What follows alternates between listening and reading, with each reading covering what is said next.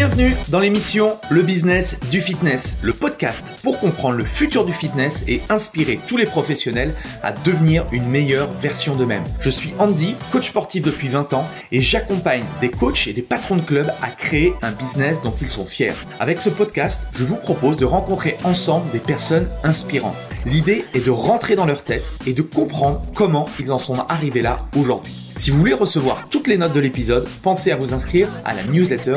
Vous trouverez le lien dans la description. Dans l'épisode du jour, j'ai le plaisir d'inviter Jacques Van Bergen, personal trainer, owner de 2 box de CrossFit en Belgique, youtubeur et formateur dans le domaine du personal training. J'ai adoré notre échange avec Jack. Il est multicasquette comme moi. Il adore transmettre ce qu'il apprend et il inspire par l'exemple. On a parlé de plein de choses passionnantes, de comment aspirer le cerveau des meilleurs pour le coder dans notre propre cerveau, comment inspirer les autres, soit pour tes clients, tes employés, comment monter une équipe et la manager au quotidien, comment passer de salarié à indépendant puis à entrepreneur, comment monter une box CrossFit de A à Z et encore beaucoup d'autres choses. Bref, je ne vous en dis pas plus et je laisse place à notre conversation avec Jack Van Bergen. Salut tout le monde, bienvenue dans le nouvel épisode du Business du Fitness. Aujourd'hui, j'ai la chance d'être avec mon ami Jacques Van Bergen. Salut Jacques. Salut Andy, super content d'être là, c'est cool. Merci de ta présence, en tout cas ça fait plaisir. Juste avant de démarrer un petit peu, pour prendre la température, est-ce que tu peux nous dire en quelques mots qui tu es et ce que tu fais ? Je suis Jack, c'est mon surnom. Je m'appelle Jérémy en vrai. Il y a plein de gens qui ne le savent pas et c'est assez marrant d'en parler de temps en temps. Je suis coach sportif depuis 2010, plus particulièrement spécialisé dans le CrossFit depuis maintenant quand même plusieurs années. Je suis owner de box et j'ai aussi, je vais dire, un business en ligne via une chaîne YouTube, mailing list, etc., où je fais des programmes à la fois sur l'alimentation et à la fois sur le sport, je vais dire ça, parce que c'est CrossFit surtout, mais il y a aussi des programmes un petit peu annexes. Et voilà, je développe tout ça en même temps que, comme on en parlait, mon rôle de père de famille, de sportif moi-même, etc. Oui, c'est ça qui va être, je pense, très intéressant. Et c'est surtout l'équilibre qui est jamais facile à avoir quand on est indépendant, freelance ou qu'on est entrepreneur. Voilà, il faut jongler entre plusieurs casquettes. Alors, quand on est jeune et tout, ça a été mon cas. J'étais focus essentiellement sur le business. Mais après, voilà, quand la vie change, eh bien, il faut trouver du coup une nouvelle organisation. Moi, la première chose qui m'intéresse, c'est pourquoi tu t'es lancé dans le coaching sportif. Qu'est-ce qui a fait que c'est quoi l'élément déclencheur ? Au tout départ. En fait, j'étais basketteur et un petit peu en recherche dans ma vie professionnelle. Et je m'entraînais dans une salle de fitness. Et cette salle de fitness m'a proposé en fait de devenir coach indépendant dans la salle. Alors, le fonctionnement, c'est quoi ? Tu deviens coach indépendant, tu payes un loyer à la salle et toi, du coup, tu peux exploiter la base client, le matériel, l'espace, etc.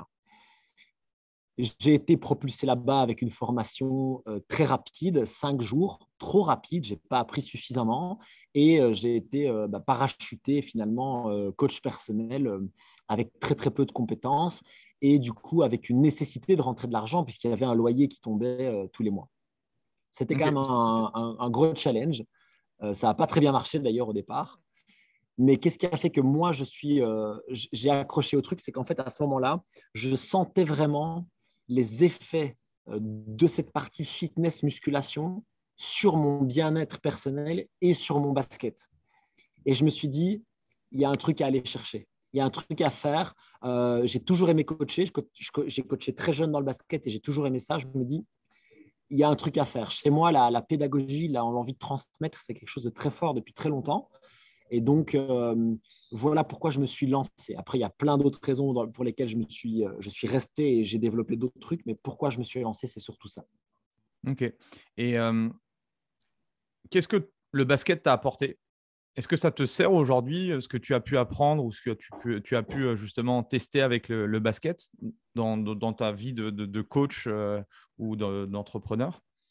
Alors, la première chose au niveau de ma vie de coach, c'est que j'ai pu voir des coachs et comme j'ai joué à un niveau que je vais qualifier de bon, d'accord, je n'étais pas professionnel, mais j'étais à un bon niveau en Belgique, ben, j'ai eu la chance d'avoir des bons coachs, voire des très bons coachs. Et donc, j'ai pu m'inspirer de ce qu'ils faisaient et voir aussi ce qui me correspondait et ce qui me correspondait moins. Parce que tu as toujours ce coach qui est super cool dans la pédagogie, tu as ce coach qui est beaucoup plus sur le côté on crie, machin, tu as ce coach qui a un ego énorme et qui prend toute la place. Enfin, tu vois, tu as tous ces publics-là. Et comme j'ai vu voilà, des coachs d'équipe nationale, des coachs quand même assez sérieux, eh bien, j'ai pu vraiment m'inspirer de ça. Et ça m'a donné deux choses. Donc, ben, comme je le disais, ce que j'aimais moins, mais ça m'a donné aussi le côté dynamique de groupe. Et ça, c'est très cool quand tu donnes des cours collectifs, quand tu donnes des WOD en CrossFit qui sont finalement des cours collectifs, etc. Et puis quand tu joues en équipe au travail, quoi, quand tu collabores, quand tu gères des gens, quand tu manages des gens, etc. Et tout ça, c'est aussi très intéressant de voir les interactions entre personnes, les interactions au niveau du leadership, le leadership naturel, toutes ces choses-là, moi, ça me passionne. Et effectivement, ça, c'est des choses que j'ai pu prendre aussi du basket. Et puis, il y a la culture de l'effort, si tu veux. Moi, j'ai été adolescent au basket à un peu jouer au talent parce que j'étais bon, parce que j'adorais ça, et voilà. Et puis, à un moment donné, je me suis rendu compte que bah, c'était bien, mais il fallait travailler pour pouvoir faire la différence. Et à un moment donné, je me suis mis à bosser comme il faut et j'ai vu la différence. Et ça aussi, ça a été une belle leçon de vie, en mode, oui, c'est pas que des mots. En fait, factuellement, quand je fais le travail, j'ai des résultats différents. Et donc ça, maintenant, ça m'a servi pour toujours. Et c'est une leçon maintenant que j'ai complètement ancrée et j'ai 35 ans et j'ai une éthique de travail qui est bien plus grande que quand j'étais plus jeune. Et ça s'est aussi forgé plutôt avec le basket puis le coaching. Alors, quel type de coach tu es? euh, moi, j'aime être un coach pédagogue et à l'écoute. Et à la fois, j'essaye de temps en temps de dire, OK, maintenant ça suffit, il faut y aller. J'essaie d'être dans ce compromis-là parce qu'en fait, c'est un peu ma personnalité. Tu vois, moi, j'aime vraiment écouter les gens, j'aime parler avec eux, j'aime comprendre les enjeux et pour pouvoir bien les aider. Et puis, parfois, je trouve qu'il faut aussi un peu baisser la tête et mordre et y aller, quoi. Tu vois? Et donc, j'ai un peu cette façon de faire, même pour moi, tu vois, où j'essaie de comprendre pourquoi je réagis comme ça, comment je fonctionne, etc. Et puis, de temps en temps, me dire, OK, maintenant, il faut être dans l'exécution, il faut y aller, il faut pousser. Tant que ça reste sain et serein, vas-y. Il faut se faire un peu mal pour avoir aussi des résultats parfois, quoi. Et donc, j'essaie d'être dans ce compromis-là. Mais ce qui ressort très souvent, ce qu'on me dit beaucoup, c'est le côté pédagogie, où en fait, j'arrive à transmettre des choses de façon simple, même si elles sont compliquées à la base.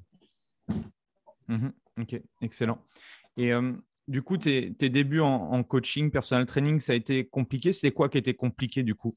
C'était le fait de manquer de compétences, de connaissances, d'approche client, c'était quoi?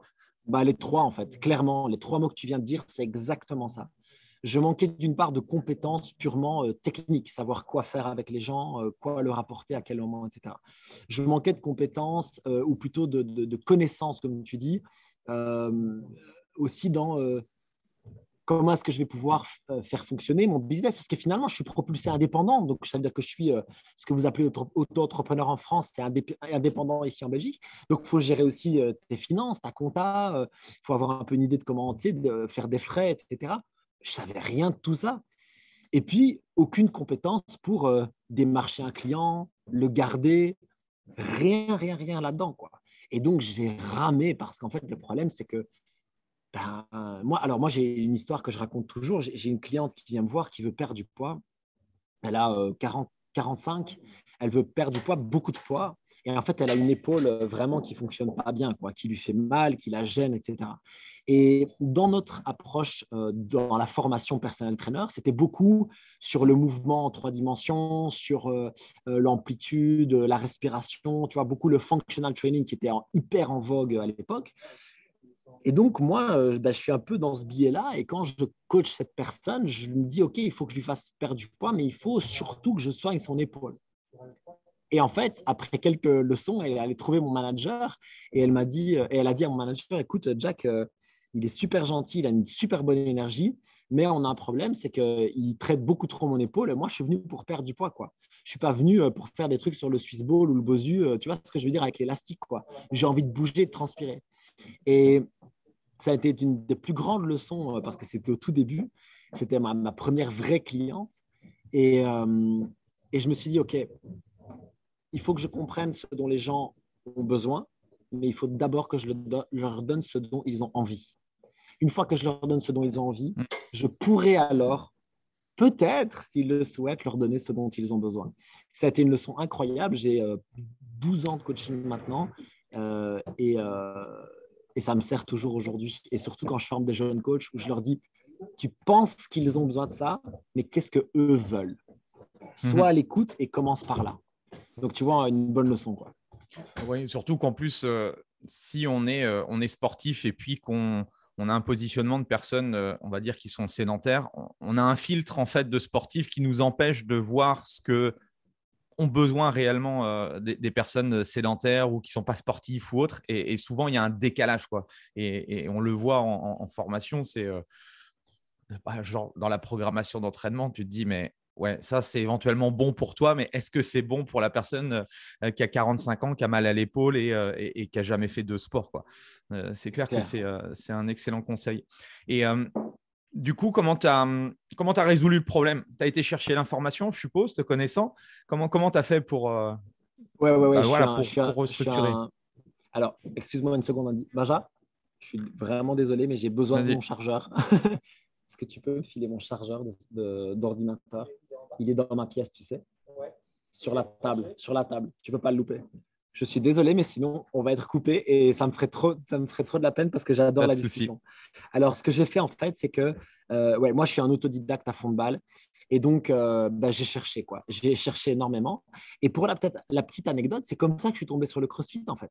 Je suis tombé sur le CrossFit en cherchant des nouvelles méthodes d'entraînement fonctionnelles sur Internet par moi-même. Alors, j'ai lu, j'ai regardé énormément de vidéos et je suis allé chercher des formations. Et en fait, j'ai fait un truc, c'est que quand j'allais voir des formateurs ou des coachs, j'essayais toujours de disséquer comment ils faisaient et comment ils étaient.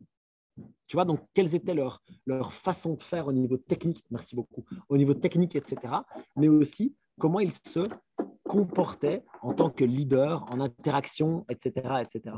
Tu vois, et ça a été quelque chose qui m'a également beaucoup, beaucoup appris. Et j'ai pu commencer à voir qu'en fait, si tu veux des clients et si tu veux qu'ils restent avec toi, je le redis, il faut d'abord leur donner ce qu'ils veulent, ce qu'ils viennent chercher. Même si c'est ce qu'eux pensent, ce dont ils pensent eux avoir besoin, dans un premier temps, il faut commencer par là. Même si tu n'es pas vraiment d'accord, il faut garder ta philosophie, il faut garder tes valeurs, il faut garder ta façon de faire, parce que si tu n'es pas en accord, ça n'ira pas. Mais il faut pouvoir dire, OK, cette dame-là, elle a mal à l'épaule, mais ce qu'elle veut maintenant, c'est perdre du poids. Et donc, je vais lui faire 90% d'entraînement axé sur la perte de poids et 5 à 10% actif sur son épaule parce que je pense que ça va la soulager. Et pas commencer à lui faire une réhab d'épaule parce que ce n'est pas ça qu'elle veut. Je l'ai appris, sur le terrain, comme je dis, quoi, tu vois. Beaucoup, beaucoup par moi-même aussi. Essai-erreur, pour moi, ça reste la meilleure façon d'apprendre. Et puis, se former avec des gens qui sont passés par là avant nous. Je pense que tu formes énormément de personnes. Moi, je forme aussi beaucoup de gens. Et ce que je leur dis toujours, c'est que mon but, c'est de leur faire gagner du temps, prendre des raccourcis et éviter les carrefours professionnels ou de vie qui nous ont fait perdre du temps, qui nous ont fait perdre de l'argent, des clients, etc. etc. C'est vraiment cet apprentissage-là que j'essaie aussi de transmettre maintenant. Donc, c'est en quelle année que tu as découvert le CrossFit, du coup? J'ai découvert le CrossFit en 2012 et je me suis formé en 2013. OK. Et donc, après, tout s'accélère une fois que tu commences à rentrer dans le CrossFit. Ça se passe comment? Ouais, en fait, c'est un peu fou si tu veux l'histoire. C'est que 2013, je suis en train de me former en CrossFit et parallèlement à ça, je me fais virer de mon job parce qu'à ce moment-là, j'étais devenu employé dans cette fameuse salle où j'étais indépendant. Et bon, ce n'était pas un job de rêve, mais ça m'arrangeait bien parce que j'étais quand même dans un milieu que j'aimais bien. Et surtout, j'avais un salaire fixe. Et au début, comme je n'arrivais pas à m'en dégager en tant que coach indépendant, c'était super. Et ce qui s'est passé, c'est que je me suis fait licencier pour des raisons assez obscures. Je te passe ces détails. Mais quoi qu'il arrive, la conséquence, c'est que je me lance comme indépendant. Je donne des cours collectifs et je donne des personal training. Et ça se passe plutôt bien. Les gens sont assez contents de moi. Je gagne ma vie correctement. Et là, Alors, je commence à me former. comment ça a été quoi le déclic qui fait que là, tu fais autre chose et ça fonctionne? Tu t'arrives à savoir pourquoi après quelques années ou après ton métier en fixe, ça fonctionne aussi bien, du coup? Qu'est-ce qui fonctionne aussi bien? Qu'est-ce que tu veux dire? Quand tu dis que tu relances, tu fais des cours, tu te lances dans le coaching et là, ça fonctionne. C'est quoi qui a changé? C'est ton état d'esprit, c'est ta façon d'être, c'est ton niveau de Hmm. compétence, c'est quoi? Ouais, c'est qu'en fait, sur les 3 choses dont on a parlé tout à l'heure, j'ai vraiment progressé. J'ai plus de connaissances, je suis beaucoup plus compétent pendant le coaching, j'ai appris à donner des cours collectifs. Et ça, je me suis formé donc chez Les Mills, je me suis formé avec des coachs qui donnaient aussi des cours freestyle, etc. Et je commence à mieux comprendre ce côté où, OK, les gens ont envie de ça, je vais leur donner ça à fond, quoi. Et en fait, si tu veux, du coup, quand je prends un client, ben, il est plus satisfait, il parle de moi, je commence à avoir une petite réputation. Ah tiens, ben, si tu veux ça, Jack, il m'a aidé à fond, va le voir. Et ça aide énormément. Et quand je me fais licencier de ma salle où je donne des cours collectifs, en fait, je vais trouver la salle concurrente parce que j'ai un collègue qui était déjà là-bas. Et je dis, ben voilà, moi, je ne peux plus bosser là. Est-ce que vous voulez que je vienne bosser chez vous? Et en fait, j'avais 2, 3 cours collectifs qui cartonnaient dans la salle où j'étais. Et donc, ils se sont dit, ben, à fond, on vient. Et force est de constater qu'ils ont eu raison parce que j'ai super bien rempli mes cours collectifs là-bas. Et donc, tu arrives avec un argument de compétence, avec un argument de crédibilité, disant, ben voilà, j'ai déjà rempli des cours, j'ai déjà fait fonctionner la chose. Et donc, ils te donnent directement des heures fixes, ils te payent correctement, ce qui n'est pas toujours le cas. Et du coup, tu te retrouves avec une petite base fixe par mois aussi qui t'enlève la pression de devoir trouver des clients de manière, tu vois ce que je veux dire, genre, il faut absolument, quoi. Et si tu veux, le gros tournant, ça a été au moment où la première box de CrossFit de la ville, j'ai un contact avec le propriétaire, tu vois, et je ne sais plus qui propose quoi, mais en gros, on propose de discuter et on se dit, OK, il n'y a pas de personal training et dans ma salle, et toi, ça fait à ce moment-là presque 4 ans que tu es personal trainer. J'aimerais bien que tu lances le personal training dans ma salle et en échange, je vais te donner X WOD fixe puisque tu t'es formé en CrossFit. Et donc, ça va encore augmenter, si tu veux, cette base de salaire fixe qui, du coup, enlève la pression pour avoir des clients. Et ce qui se passe, c'est que, si tu veux, moi, il y a un truc qui m'a beaucoup aidé, c'est que j'ai un souci du détail très, très important quand je coach. J'ai vraiment, j'ai vraiment une envie que la personne se place bien, ressente bien les choses, etc. Mais vraiment dans un détail qui est, je le savais tout de suite, un petit peu plus poussé que certains. Et quand je suis arrivé du coup dans cette box de CrossFit et que j'ai commencé à faire des personal training, ils se sont dit, waouh, au niveau technique, le mec va loin, tu vois. Alors que j'étais nulle part par rapport à maintenant. Hein. Mais à ce moment-là, ils se disent, OK. Et du coup, bah pareil, hop, bouche à oreille, etc., etc., etc. Et donc, le fait d'amener une bonne énergie, de donner aux gens ce qu'ils veulent et d'avoir des compétences techniques, bah, à partir de là, ça se passe plutôt bien, quoi. Ok. Donc, être un bon rôle modèle, être bon techniquement, bon pédagogue et sympa. Et c'est clair que c'est une plus-value pour trouver des Ouais, clients en coaching, quoi. ouais, vraiment, je pense que… Et il n'y a rien à faire. L'énergie que tu dégages, c'est hyper important, quoi. Si tu peux transmettre cette vibe positive, cette motivation, tu vois, sans en Comment faire… tu fais au quotidien, toi, pour transmettre cette énergie-là? Moi, j'ai vraiment deux… Alors, si tu veux, moi, mon credo par rapport à ça, c'est inspirer par l'exemple. C'est vraiment la première chose. C'est-à-dire que je ne peux pas dire aux gens euh, qu'il faut qu'ils changent leur alimentation si moi, je ramène un McDo à la boxe, tu vois. Ça, Mhm. c'est vraiment un truc qui est carré chez moi et qui, du coup, en plus, est renforcé fois 1000 depuis que je suis papa. Où je me dis, il faut encore plus que j'inspire mon fils par l'exemple parce qu'il va être confronté à la junk food, à la sédentarité, à l'excès d'écran, aux réseaux sociaux, nanani, nanana. Et donc, j'ai vraiment envie de lui montrer qu'il y a des moyens de faire autrement. Donc, ça, c'est vraiment une chose qui est très puissante chez moi, qu'il était déjà en coaching, qu'il est encore plus maintenant. La deuxième chose, c'est que, en fait, ben, j'adore mon métier, moi. J'adore coacher les gens, j'adore ça. Et donc, j'ai envie qu'ils le ressentent, quoi. En fait, j'ai une autre phrase qui me parle énormément et je pense qu'elle va te parler. C'est que quand toi, tu donnes le 4e cours sur la journée et que tu vois la 60e ou la 80e ou la 100e personne, elle, tu es le seul coach qu'elle va voir aujourd'hui. Et donc, ça veut dire qu'elle, elle a une opportunité de passer un bon moment, de faire un bon WOD, de faire un bon renfort, de se défouler de sa journée de travail. Elle a une opportunité sur la journée de faire ça. Tant pis si c'est ton 4e cours, donne-lui cette opportunité. Et si tu veux, c'est aussi pour ça que maintenant, avec le temps, par contre, je donne moins de cours parce qu'à un moment donné, j'en donnais énormément et je sentais que je ne parvenais plus justement à donner toute cette énergie-là. Et donc, je me suis dit, il faut que je change parce que ma vibe à moi, c'est de donner de l'énergie, de donner de la positivité, de donner de l'envie de bien faire et de passer un bon moment. Et si je ne l'ai pas, il faut que je donne moins de cours.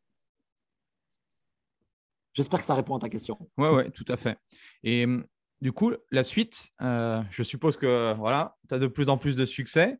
Et qu'est-ce qui se passe du coup pour toi? Ma première envie, et ça a toujours été une envie, c'est j'ai envie de monter une équipe, quoi.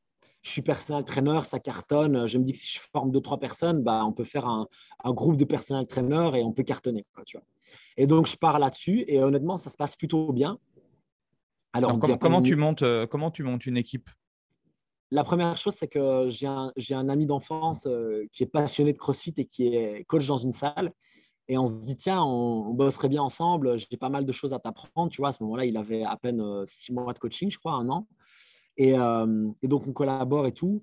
Et, euh, et ça se passe plutôt pas mal. Et puis, dans la nouvelle salle, donc dans la nouvelle box où je travaille, il y a un coach que je repère où je me dis, ah ouais, lui, il a une bonne vibe. Il a le souci du détail. Je pense que ça peut être pas mal, tu vois. Et donc, hop, je le prends avec, enfin, tu vois. Et donc, je monte ce truc-là petit à petit, en fait, beaucoup basé sur les personnalités et sur l'envie de coacher. Ce côté, OK, moi, j'adore le coaching, j'ai envie de transmettre ça. Et donc, ça marche pas mal, tu vois. Et après, bah, je n'étais pas un manager, je n'avais pas les compétences. Et donc, j'ai fait plein d'erreurs de management. Et ça, c'est, comment dire ça? Ça s'est très bien passé pendant un temps et ça s'est pas très bien fini.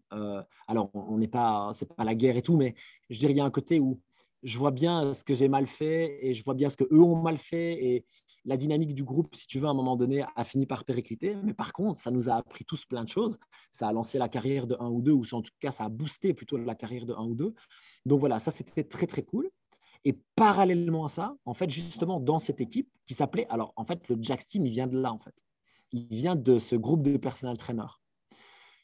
Et il y a un gars dans la salle qui nous dit, ouais, c'est vraiment cool tout ce que vous faites pour la mobilité, machin, la souplesse, vous êtes vraiment au top avec vos balles, vos bandes et tout. Il n'y a personne qui parle de ça en français. Il faut absolument que tu fasses des vidéos sur YouTube, les gens vont kiffer. Et moi, je me dis, bah, ok, à ce moment-là, je suis dans ma nouvelle box, si tu veux, je t'explique après. Et je me dis, OK, ça va faire super plaisir aux gens d'avoir une petite vidéo pour savoir comment le faire, éventuellement à la maison ou quand ils viennent à la boxe, quoi. Et donc, c'est comme ça que c'est parti. Tu sais, tu fais 2 vidéos pour tes copains et les membres de ta boxe. Et puis, à un moment donné, tu te prends au jeu, tu reçois un commentaire d'une fille qui vit en Guyane ou en Martinique, enfin, un truc totalement improbable. Et tu fais, ah ouais. Et en fait, à ce moment-là, eh ben, tu te prends au Déclic, truc. quoi. Ouais, c'est vraiment ça. Tu dis, ah ouais. Vraiment, je me rappelle avoir eu ce commentaire et je me suis dit, c'est dingue. Et à partir de là, tu te prends un peu au truc et tout, le déclic. Et puis un jour, le tournant, c'est quand World News, qui à l'époque est un gros média CrossFit, sur Facebook, cartonne, partage une de mes vidéos et je fais 5000 vues. Et là, je suis resté 5000 vues, tu sais, j'en faisais 200 ou 100. Et là, tu te dis, OK, en fait, il y a des gens à toucher. Il y a des gens qui ont envie d'avoir du contenu CrossFit et nutrition en français. Et, euh, et je vais me bouger les fesses parce qu'en fait, c'est super fun de faire des vidéos et d'avoir des commentaires de gens qui apprécient ton travail. Et, euh, et voilà un peu le carrefour, quoi. Ok. Je voudrais revenir un petit peu sur le management parce que moi, c'est des sujets qui m'intéressent. Mm. C'est quoi les difficultés que tu as rencontrées au niveau management? Si tu veux, je ne savais pas où mettre mon leadership, en fait. Je pense qu'il ne faut pas confondre leadership et autorité. Et parfois, en fait, du fait que j'étais le leader, je voulais imposer une espèce d'autorité, mais qui n'était pas très naturelle, tu vois. Alors qu'en fait, je pense que le leadership, ça doit être quelque chose qui doit être là par la nature, par les relations, par la confiance, par le lead by example, comme je t'expliquais, le inspiré par l'exemple. Je pense que tout ça, ça crée le leadership, mais qu'en fait, le leadership ne devrait jamais émaner d'un titre.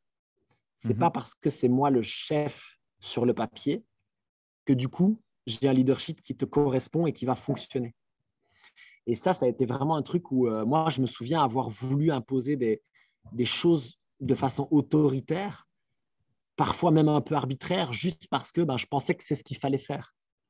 Et puis maintenant, avec l'expérience, etc., je me rends compte que c'est pas comme ça que ça fonctionne le mieux, en tout cas pas dans mon leadership.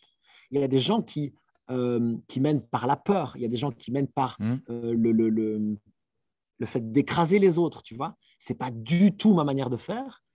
Et du coup, il a fallu que je trouve ce leadership et j'ai bossé. Et je peux dire qu'aujourd'hui, ça va beaucoup mieux. Alors, est-ce que je suis un leader exemplaire? Pas du tout, mais je fais de mon mieux. Et je continue de progresser surtout. Et quand je fais des erreurs, j'apprends de mon erreur et je continue. Et donc, ça veut dire qu'aujourd'hui, je vais faire un truc que je ne faisais pas au début. C'est que je vais expliquer exactement la vision du projet, le rôle de la personne et à quoi elle peut s'attendre et à quoi elle ne peut pas s'attendre. Je vais te donner un exemple qui est banal comme tout, c'est que je ne suis pas très ponctuel. Ça, je vais en parler dès le début, tu vois. Et je vais dire, voilà, écoute, j'ai une tendance à ne pas être ponctuel. Ce n'est pas un manque de respect envers toi, c'est ma manière d'être. Et je ne cherche pas à ce moment-là à montrer que c'est moi le chef et que du coup, j'arrive en retard, etc. Pas du tout. Mais par contre, je vais être correct avec toi. Ça veut dire que si quand on a une réunion, j'arrive avec 5 minutes de retard, si toi, tu arrives avec 5 minutes de retard à la fois d'après, je ne vais pas te tomber dessus parce que tu es l'employé et que du coup, je vais te hurler dessus. Ouais, qu'est-ce que tu… Tu vois, je vais être aussi correct de ce côté-là. À l'inverse, je vais te demander d'inspirer par l'exemple. Donc, tu ne débarques pas avec un McDo dans ma box. Tu vois. Et donc, je vais mettre tout ça en fait à plat avant de démarrer. Et puis, on va pouvoir du coup choisir si on démarre ensemble ou pas. Et puis, c'est la communication, quoi. Un peu comme dans un couple, un peu comme dans la vie. C'est sûr que la communication, ça permet déjà de résoudre pas mal de choses, quoi. Je suis entièrement d'accord avec toi. Et d'ailleurs, tu parles de ça. Ma femme m'a énormément aidé parce qu'elle a beaucoup de compétences humaines. Elle a un quotient émotionnel qui est off the charts. Et l'idée, c'est qu'elle m'a notamment appris ça. Le fait de communiquer avant et le fait de recommuniquer pendant s'il y a un changement. Et ça aussi, tu vois, c'est un truc où, moi, je vais très vite, je réfléchis très vite, je change très vite. Tu vois, je suis un peu un train comme ça, voilà, j'y vais, quoi. Et en fait, une des erreurs que j'ai pu faire en management, c'est moi continuer à avancer sans expliquer aux autres ce que je suis en train de faire. Et donc, tu sais, tu lances un nouveau projet, puis un autre, puis tu as une idée, puis machin. Et en fait, tu te rends compte qu'il y en a deux qui ont complètement décroché. Il y en a un, il ne veut pas de ce projet-là, il en a rien à foutre, etc., etc. Et là, tu te dis, je suis passé à côté de quelque chose. Alors que, tu vois, maintenant, ce que je vais faire, c'est que je vais communiquer avec mon équipe. Je vais dire, moi, je pense à ci, je pense à ça. Qu'est-ce que vous en pensez? Est-ce que vous pensez que ça rentre dans la philosophie de la salle? Blablabla, blablabla. Et on va avoir… Alors, ça veut pas dire que je vais dépendre d'eux pour prendre la décision. Ça reste ma décision parce que je suis le leader. Mais on va avoir une discussion au préalable. Et si je sens qu'ils ne vont pas adhérer au projet, je ne vais pas leur imposer un projet. Parce que ça aussi, c'est une erreur que j'ai pu faire par le passé. C'était de dire, moi, je veux que ça se passe comme ça, donc tu vas faire ça. Et en fait, ça marche un temps. Parce qu'à un moment donné, quand la personne fait trop ce qu'elle n'aime pas, elle finit par décrocher. Et ça coûte cher parce que tu perds peut-être quelqu'un qui est, j'invente, excellent dans le coaching, mais tu lui as mis trop d'heures d'accueil et il est dégoûté d'être à l'accueil. Et à un moment donné, il arrête tout et il arrête même le coaching, alors que ça n'a rien à voir. Et donc là aussi, le fait d'impliquer les gens dans les projets, c'est extrêmement important. Yes. Je te donne des… Ouais, vas-y. Bien. Comment t'en es venu du coup? Ce qui m'intéresse aussi, c'est comment t'es passé d'indépendant à, pour moi, entrepreneur, c'est-à-dire développer une box, lancer une box et créer tout ça.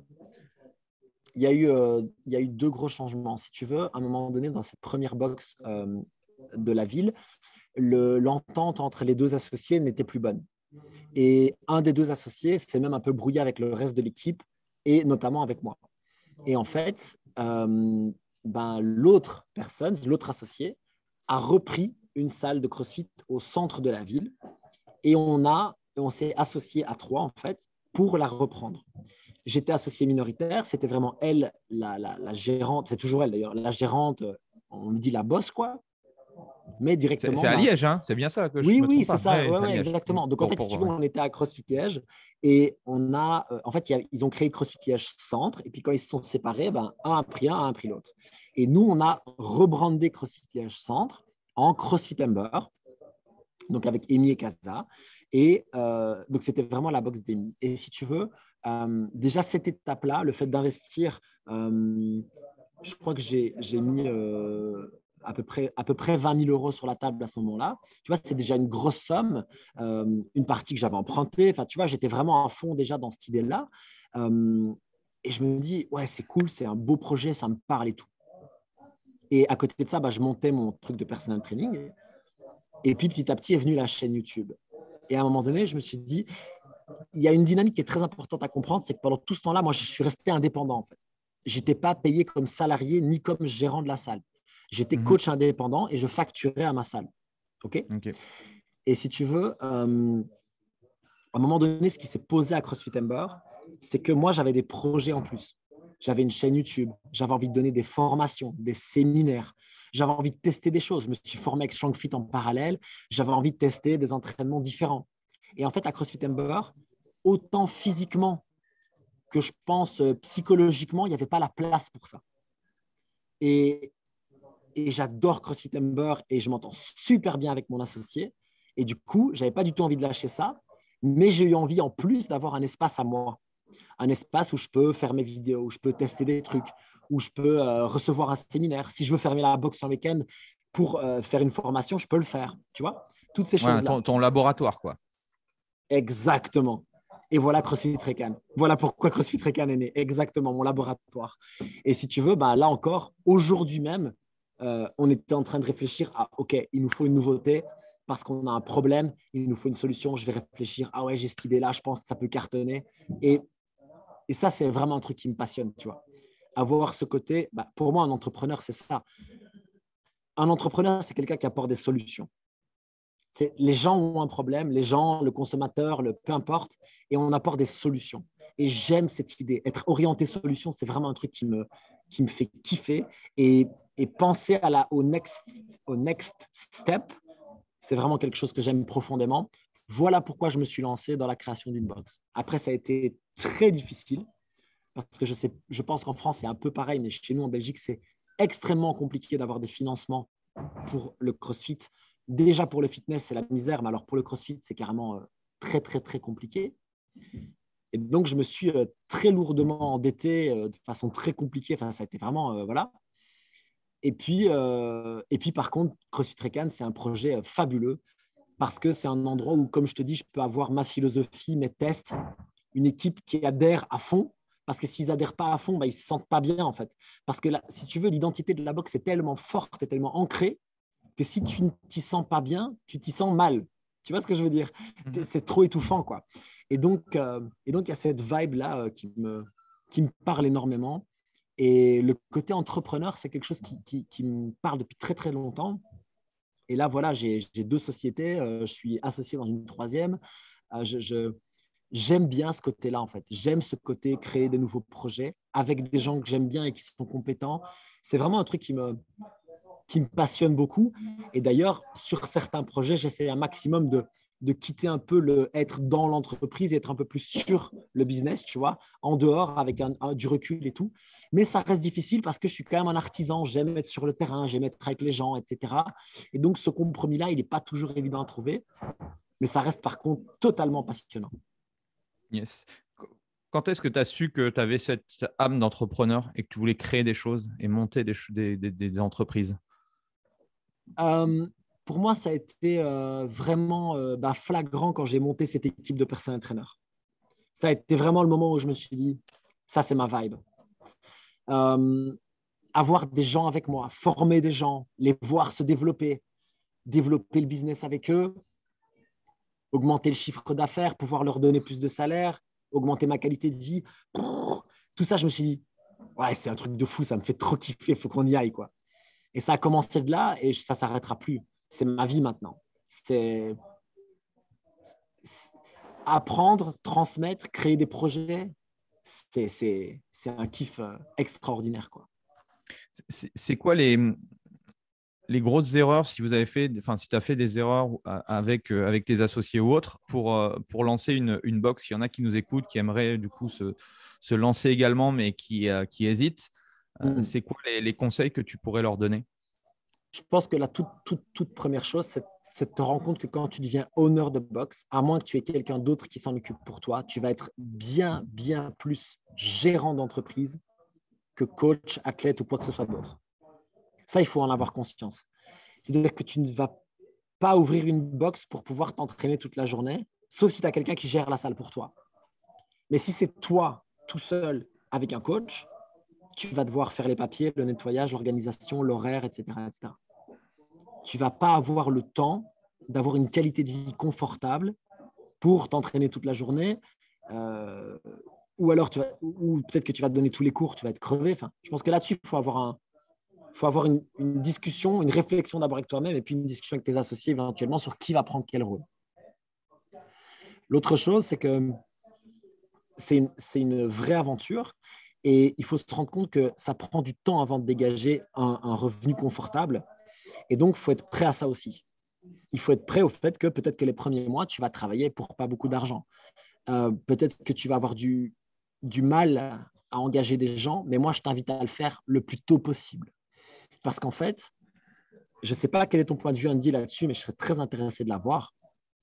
Je pense qu'on a tendance à vouloir être homme orchestre, à vouloir donner les WOD, faire le nettoyage, gérer les papiers, faire la programmation, etc.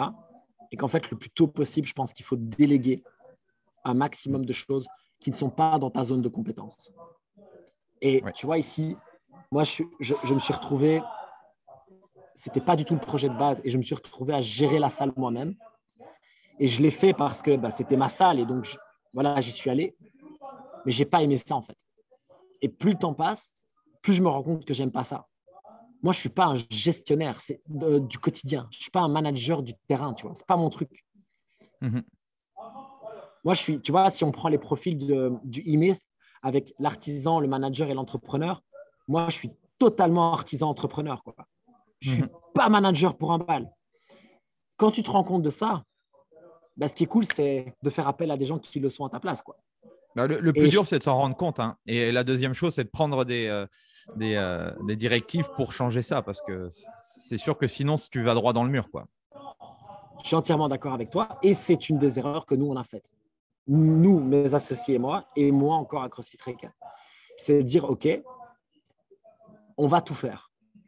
Et puis tu te dis, mais attends, en fait, il y a des gens plus compétents que moi pour les papiers, il y a des gens plus compétents que moi pour la gestion du quotidien, il y a des gens plus compétents que moi pour le nettoyage, etc., etc., etc., etc. Et tu es bien plus rentable quand tu payes quelqu'un, même si c'était 25 € de l'heure, tu le payes, il est ultra rentable, plutôt que toi faire la même chose en peut-être 2 ou 3 heures, alors que tu pourrais être dans ta zone de génie, à coacher les gens, à manager, à former, peu importe là où toi est ta zone de génie. Et à l'inverse, tu vois, j'ai mon associée, qu'est-ce qu'elle a fait? Elle, au fur et à mesure des années, elle s'est justement retirée du terrain et elle est devenue manager. Parce qu'alors, elle, c'est carrément une manager, mais en plein. Donc, c'est parfait, on se complète très bien. Elle, c'est une manager. Elle n'est pas très, très artisan et elle n'est pas très, très entrepreneur. Elle est un peu, mais elle est surtout manager. Et elle, je lui ai dit, arrête de coacher autant. Elle donnait 10, 12 heures, 15 heures. Je dis, arrête, c'est pas ton truc. Retire-toi, paye des gens, formons des gens, payons-les, et toi, gère la salle. Et elle fait ça de main de maître. Et en fait, il faut avoir cette prise de conscience-là. Je pense que c'est ultra important. Et si tu peux l'avoir avant de lancer la boxe, alors là, c'est carrément extraordinaire. C'est ce genre de conseil. Et pour moi, si je peux encore ajouter une chose, je pense qu'à l'heure actuelle, il y a une chose qui est très importante, c'est d'avoir une philosophie, une identité. Je pense qu'il faut une identité, quelle qu'elle soit. Tu veux être, tu sais, la boxe spartiate avec les murs peints en rouge et on saigne à l'entraînement, j'ai pas de problème. C'est pas ma philosophie, mais c'est la tienne. Et tu vas dedans et tu l'assumes. Et à l'inverse, tu veux un truc super santé avec des plantes partout, où on écoute de la musique super chill et on fait du… Eh ben, vas-y. Mais dans tous les cas, vas-y. Parce qu'en fait, La pire chose, c'est de ne pas choisir, justement. je suis entièrement d'accord avec toi. Je pense que les box qui veulent faire du compétiteur, du yoga, des WOD, machin, je pense qu'à un moment donné, tu perds une âme, en fait. Il faut avoir une âme parce que tu vas attirer les gens qui te ressemblent et éloigner les gens qui ne te correspondent pas. Et c'est ça le but, en fait. C'est d'avoir des clients qui sont bien chez toi et que les gens qui n'apprécient pas ta manière de faire, ça ne veut pas dire qu'ils ne t'aiment pas toi, ça n'a rien à voir. Ils n'apprécient pas ta manière de faire, eh bien, ils vont aller ailleurs. Et c'est très bien, de toute façon, tu n'en veux pas. Moi, ici, j'ai une salle où il n'y a pas de free access. Il n'y a pas de free access parce qu'on veut coacher tout le monde. J'ai un gars qui est venu dire, voilà, moi, je veux bien te payer un abonnement, je viens faire mes barres sur le côté, machin. Ben non, ça ne m'intéresse pas. Alors, je perds un abonnement, c'est vrai. Mais je satisfais les 95 autres % de clients qui, eux, veulent du coaching dans le calme et pas un mec qui drop des barres comme un bourrin juste à côté.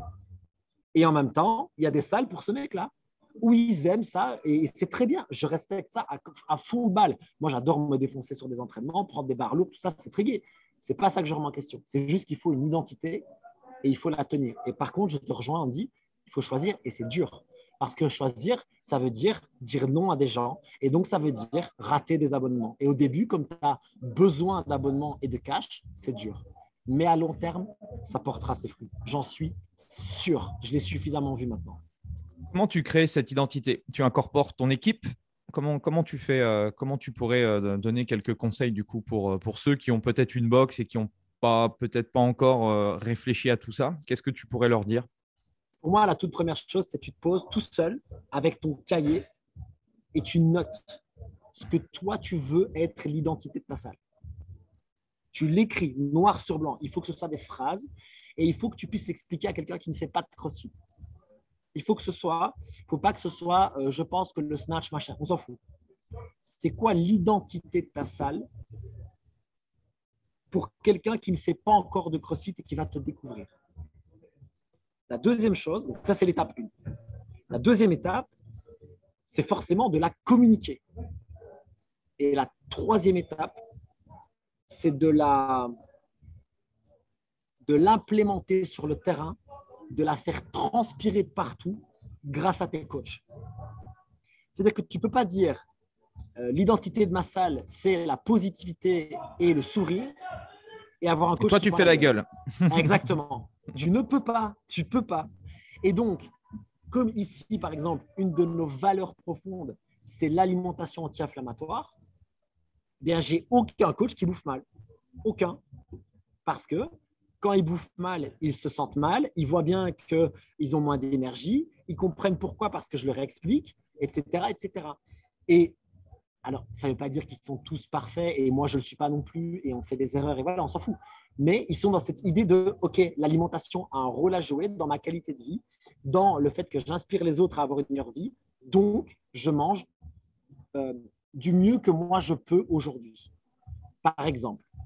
Et donc, commencer par définir ça à l'avance, le communiquer et puis former tes coachs. Trouver les personnes qui vont être là-dedans, ne pas prendre ou virer. Alors, virer, on peut le faire proprement, d'accord? Ce n'est pas obligé d'être dégage, voilà. Mais ne pas avoir dans ton équipe les gens qui ne te correspondent pas, qui ne correspondent pas à cette identité parce que tu veux. Moi, je dis, moi, je donne dans ma box, je donne 1 heure de cours fixe. Ça veut dire qu'il y a plus de 30 heures où je ne suis pas là. Ça veut dire qu'il faut que les coachs répandent la philosophie CrossFit Trekan toute la journée, même quand je ne suis pas là. Et donc, ça, c'est mon travail à moi. S'il y a une erreur sur le terrain, hier, il y a eu une erreur sur le terrain, j'ai dit au coach, vous auriez pu trouver telle et telle solution, mais surtout, moi, je me suis dit, tu as foiré un truc. Parce que c'est toi le leader. Tu es à la base, c'est que tu n'as pas assez formé ton équipe, c'est que tu ne leur as pas expliqué un truc, c'est qu'il y a eu un truc qui a coincé. Et donc, si tu veux que cette identité, elle soit forte, commence par la définir, la communiquer et puis surtout, l'inculquer aux gens qui travaillent avec toi. Et comment tu la déploies à l'échelle de tes membres, du coup? Par les coachs? Ouais, par les coachs. En fait, si tu veux, moi, je vois ça comme un… alors, moi, je dis toujours que le leader, il n'est pas à la tête de la pyramide, il est à la base. Et si tu veux, pour moi, en fait, tu construis ton socle de leader, tu construis tes coachs et eux construisent tes membres. Et en fait, tu fais vraiment ce… D'accord? Maintenant, si je le vois dans l'autre sens, on peut imaginer le ruissellement. Moi, je vais créer l'identité et la faire ruisseler sur mes coachs et eux vont la faire ruisseler sur les membres. Et c'est vraiment comme ça que ça se passe. Maintenant, en plus de ça, on a mis quelques moyens. On a par exemple créé un podcast CrossFit Recon. C'est quelque chose qui ne se fait pas beaucoup dans les box. On n'a pas 4000 épisodes, mais on a posé notre philosophie sur une vidéo sur YouTube qui est sur notre site internet. Et on a des gens qui sont venus, je te promets, j'ai une personne qui m'a dit, texto, je suis venu faire un essai chez vous pour voir si vous étiez vraiment comme vous dites dans les vidéos. Et à la fin de l'essai, elle a signé parce qu'elle a dit, bah oui, en fait, c'est vraiment qui vous êtes, c'est génial. Cool. Et à l'inverse, des gens vont entendre ça, ils ne vont pas du tout kiffer, ils ne vont pas venir chez nous. Et ce n'est pas grave, je le redis. Donc, on pose cette identité donc, par les coachs, par ce podcast. Et par exemple, je te parlais de l'alimentation, bah, par le fait que nous, dans notre mois d'intégration, on appelle ça, donc dans le mois un peu de onboarding, de démarrage, eh bien, il y a une séance nutrition offerte. Et ça, c'est un truc qu'il n'y a pas partout non plus. Mais on prend 1 heure, 1 heure et demie pour apprendre les bases d'une alimentation anti-inflammatoire, d'améliorer sa récupération, son sommeil, etc. Et tu es avec une fille qui est ultra formée et qui prend le temps de répondre à tes questions. Et ça, c'est inclus dans ton abonnement, tu vois. Donc, ça aussi, ça fait transpirer les valeurs de la salle, quoi. Excellent, excellent. Une question toujours sur la création, parce que c'est une question qu'on me pose souvent, c'est… et comme tu as les 2 casquettes, du coup, tu vas peut-être pouvoir nous répondre. Est-ce qu'il faut que je monte ma box seul ou est-ce qu'il faut que je monte ma box à plusieurs? C'est quoi ton recul par rapport à ça? Alors, mon recul par rapport à ça, c'est que tu as 2 opportunités et il faut en fait que tu saches exactement où tu es. Si tu as des personnes qui te complètent et avec qui tu sais communiquer, alors tu peux t'associer. Sinon, ne le fais pas. Je te reprends l'exemple de mon associé actuel. D'ailleurs, on était 3, on n'est plus que 2. Parce qu'il y en a un, justement, avec qui ça n'a pas fonctionné à ce niveau-là. Avec mon associé actuel, moi, je suis plutôt artisan entrepreneur, elle est plutôt manager. Donc, on se complète parfaitement. Elle adore gérer la boxe, j'aime pas ça. J'adore former les coachs, elle n'aime pas ça. Et donc, ça veut dire qu'on a des rôles chacun qui sont clairs et on ne se marche pas sur les plates-bandes l'un de l'autre. Ça, c'est la première chose. La deuxième chose, c'est qu'on sait communiquer. Quand on n'est pas d'accord, on sait le dire. On sait aussi, de nouveau, quels sont les rôles de chacun. Et donc, moi, je ne vais pas aller lui dire, si je constate un problème, je ne vais pas lui dire, ouais, tu as mal fait ton travail. Ça ne sert à rien. Je vais me poser, je vais lui dire, tiens, Amy, j'ai remarqué ça. Explique-moi pourquoi tu as fait ça. Et on va discuter de ça. Est-ce que ça correspond à la philosophie de la boxe? Est-ce que c'est notre manière de faire, etc., etc. Donc, quelqu'un qui te complète et avec qui tu sais communiquer, à mon avis, c'est très intéressant d'être associé. Parce que c'est quelqu'un qui va pouvoir te remettre en question, c'est quelqu'un qui va pouvoir te compléter là où tu as des points faibles, etc., etc. Si tu n'as pas cette personne-là, si tu as juste un copain, je ne pense pas que c'est une bonne idée, en fait. Je ne pense pas que c'est une bonne idée parce que ça va poser un problème à un moment donné. Parce que vous allez vous retrouver avec des compétences communes, avec des envies qui ne vont pas être les mêmes, avec une incapacité de communiquer parce que soit c'est trop mon ami, je ne veux pas le blesser, soit c'est trop mon ami, du coup, je me permets de faire n'importe quoi. Moi, je ne suis pas pour les associations à la va-vite uniquement sur l'amitié. Je ne pense pas que ça marche.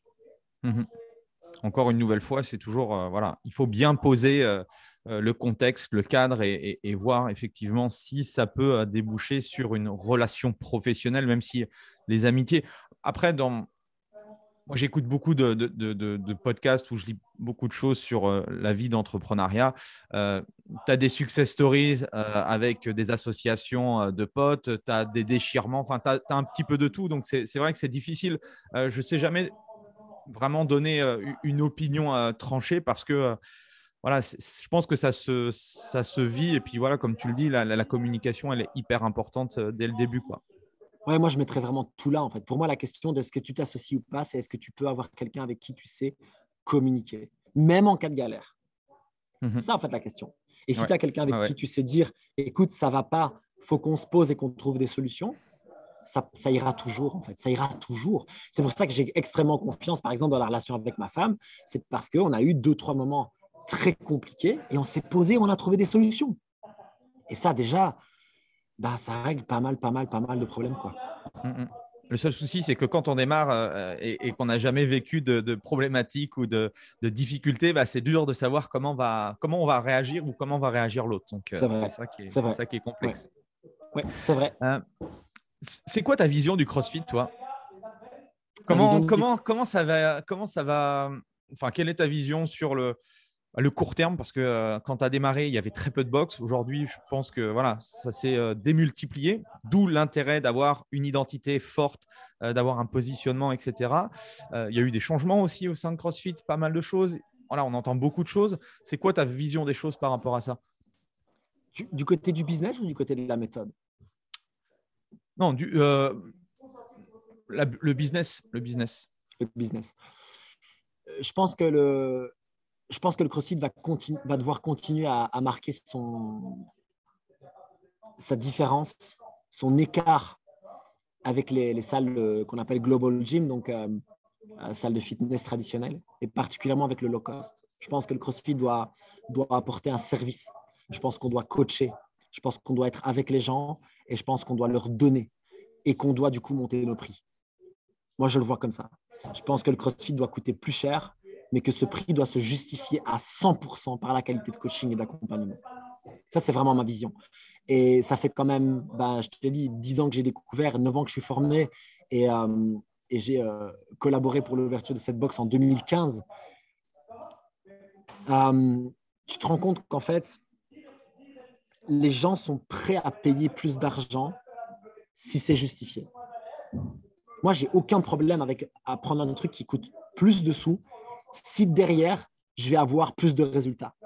Quel qu'il soit, je parle de ça. Tu sais, j'ai acheté une souris, tu ne la vois pas parce que c'est flouté, tu vois, qui coûte quasiment 100 balles parce qu'elle est beaucoup plus confortable et que j'ai moins mal au poignet quand je l'utilise. Une souris à 100 €, les gens vont dire, mais attends, ça n'a aucun sens. Sauf que moi, quand je passe 4 heures sur mon ordi et que le lendemain, je n'ai pas mal au poignet, je suis content. Oui. Et le jeu, c'est que si je peux avoir une box ici, chez nous, tu vois, par exemple, les cours sont donnés à 12 personnes. Il y a des salles où c'est 20 ou 25. Moi, j'ai donné des cours collectifs où je donnais des cours à 40 personnes en musique. Tu ne coaches rien du tout. Tu donnes juste les petites consignes que tu peux et voilà. Et c'est cool, tu mets une vibe. Je raconte les cours collectifs, ce n'est pas ça que je suis en train de dire. Je suis en train de dire que ce n'est pas la même chose. Et il faut se différencier par le fait de connaître ses membres, par le fait de donner une vibe, par le fait de coacher, etc., etc., etc. Et comme on le disait, par cette notion d'identité. Pour moi, le CrossFit, il va par là où il va mourir. Je pense que le CrossFit qui essaie de faire du low cost, c'est le meilleur moyen pour que le CrossFit meure. Parce qu'on va forcément baisser la qualité. On va augmenter le niveau de blessure. On va diminuer le niveau de réputation. Et surtout, on va aller concurrencer des gens là où ils sont imbattables. Tu ne bats le low cost.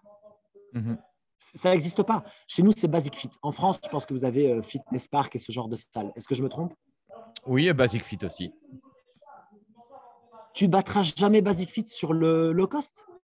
Les mecs sont imbattables.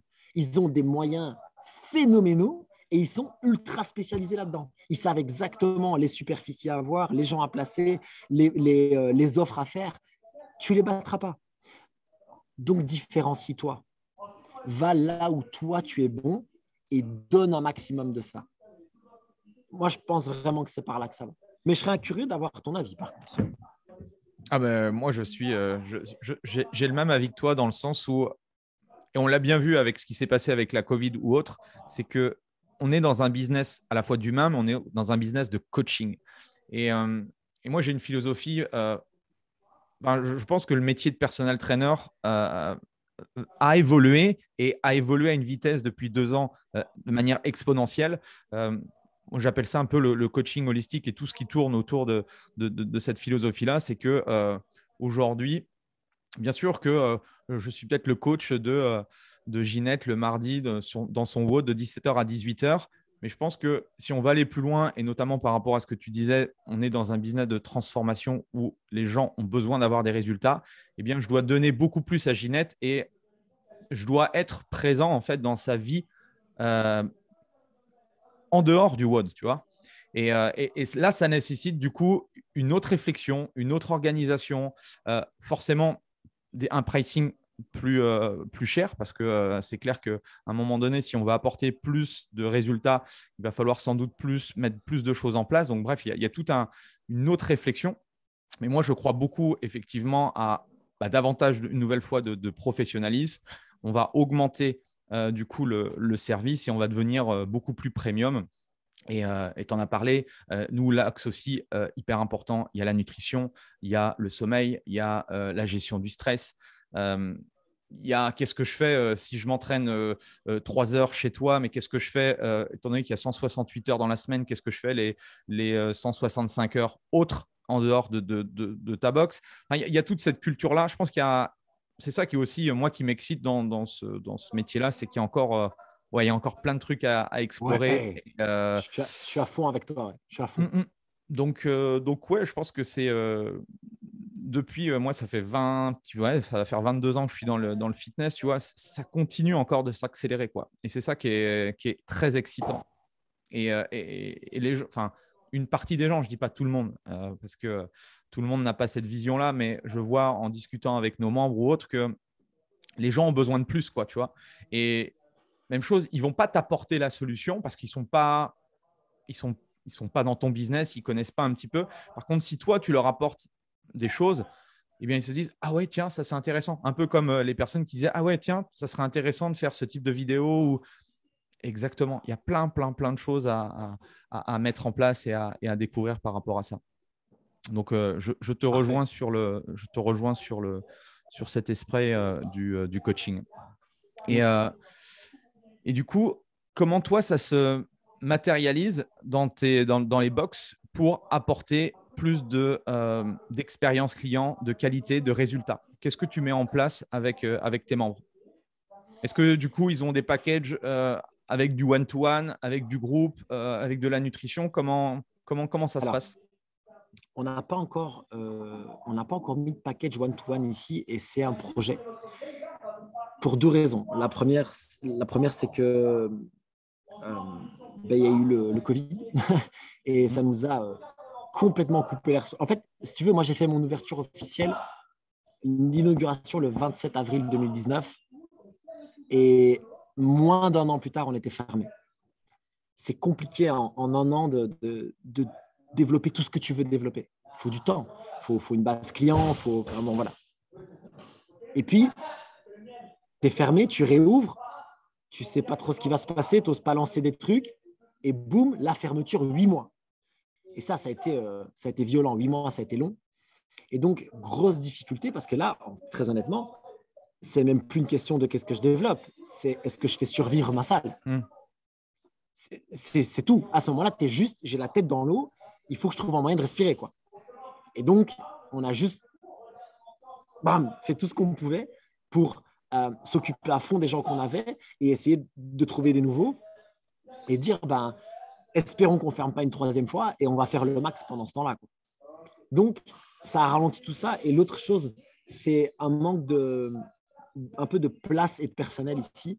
La salle n'est pas très grande et en fait, moi, j'ai envie de développer ce service one-to-one dans de bonnes conditions.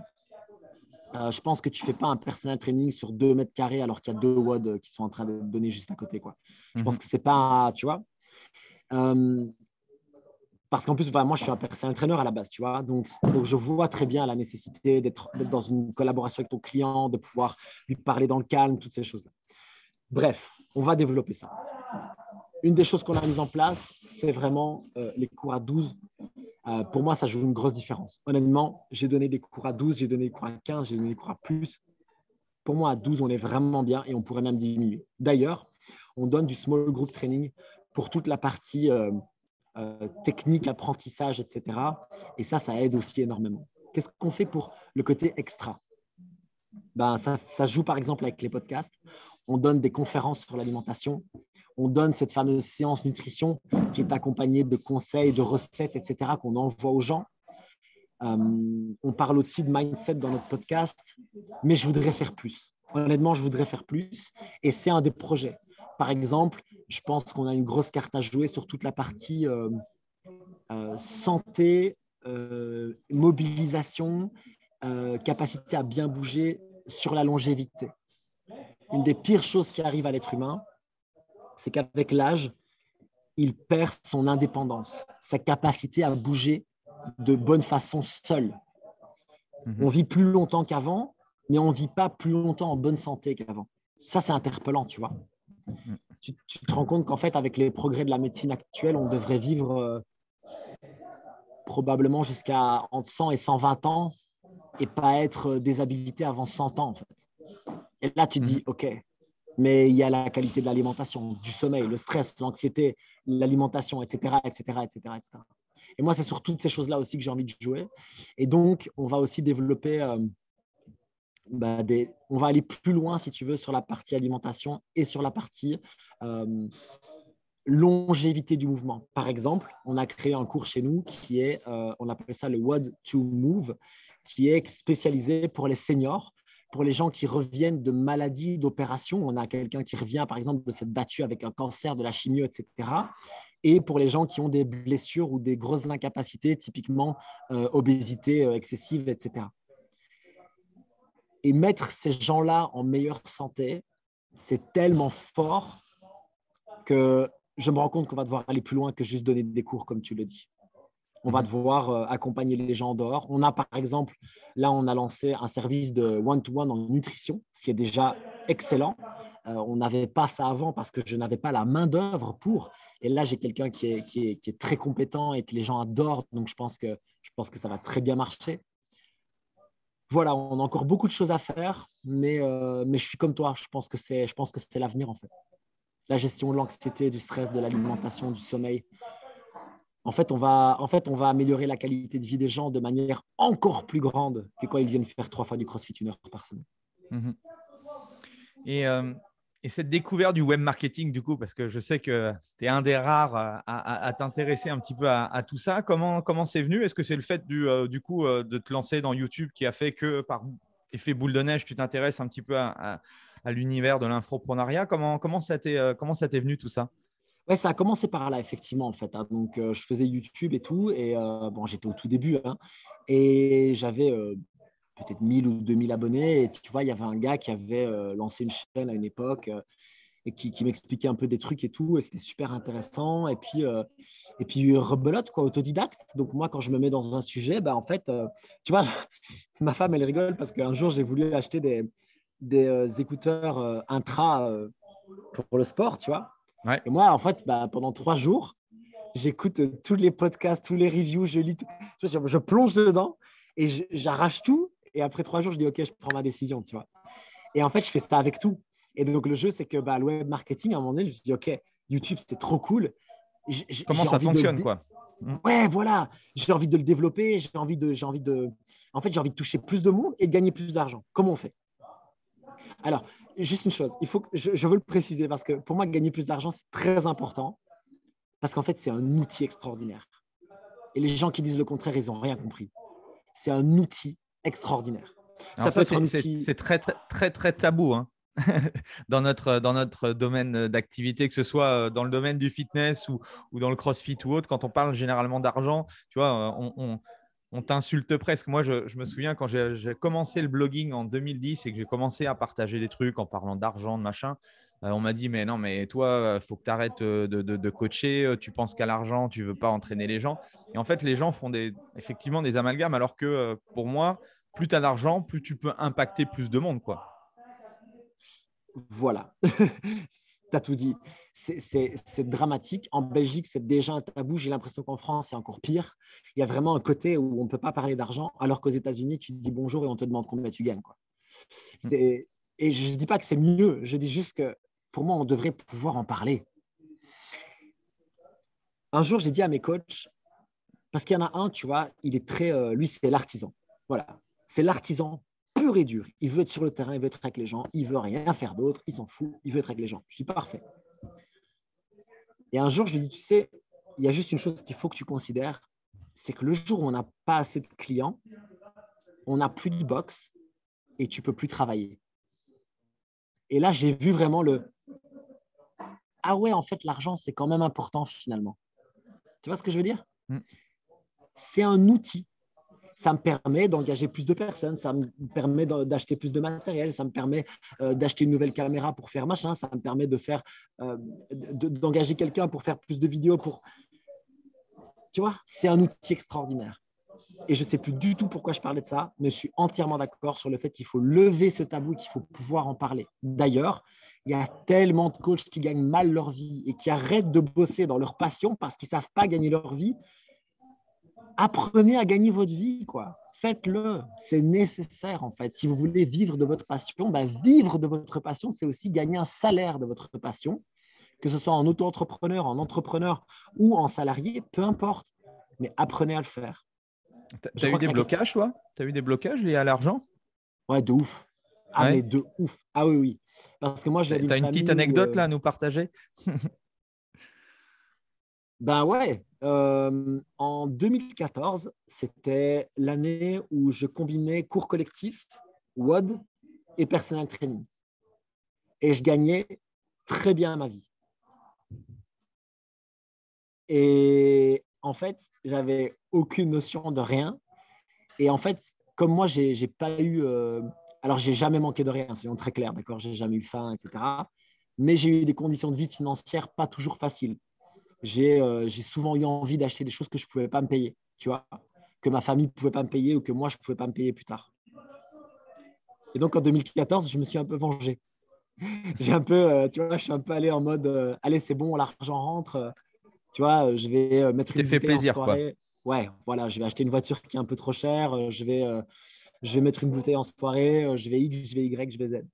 Sauf que, en indépendant en Belgique, en fait, tu peux payer une partie de ce que tu dois sur le moment, mais 2 ans plus tard, on va venir toquer à ta porte. Et 2 ans plus tard, je gagnais moins d'argent et on est venu toquer à ma porte et on m'a dit, tiens, vous vous rappelez en 2014, quand vous avez gagné beaucoup de sous, vous nous devez 15 000 euros. Et là, je suis devenu blanc, j'ai fait, je n'ai pas cet argent. Donc, c'est la merde. Et tu vois, par exemple, un blocage total de l'argent rentre, forcément, il faut le dépenser, signe extérieur de richesse, machin, nanana, une catastrophe.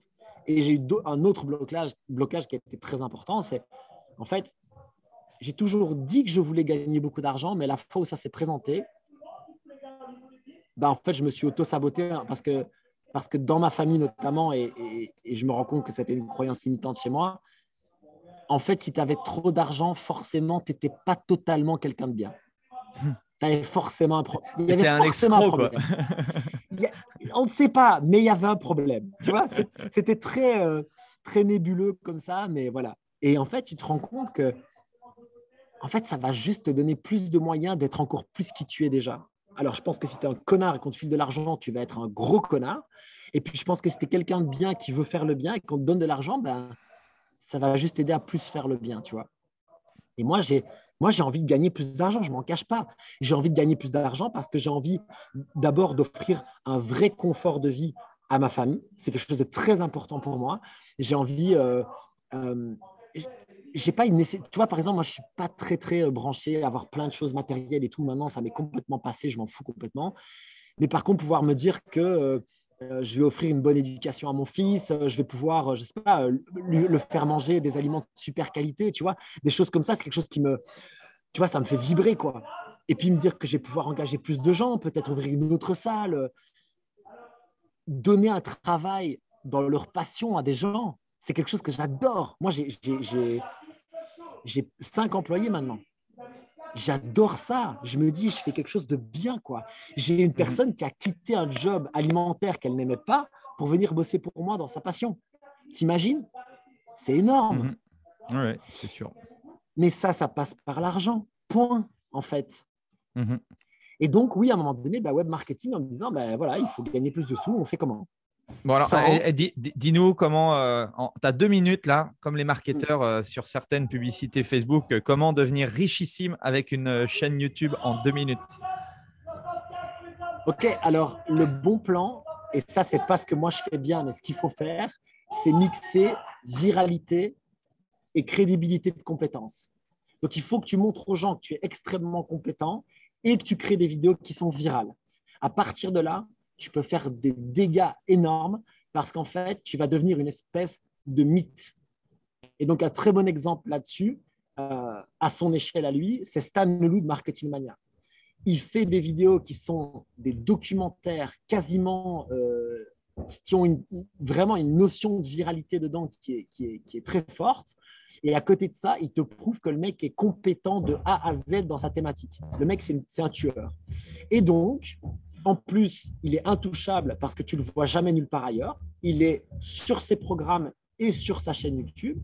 Et donc, il se crée ce truc d'aura énorme qui, quand il sort un programme et qui te le market, en plus, il est très bon dans le copywriting, eh bien, ça crée quelque chose de très, très fort.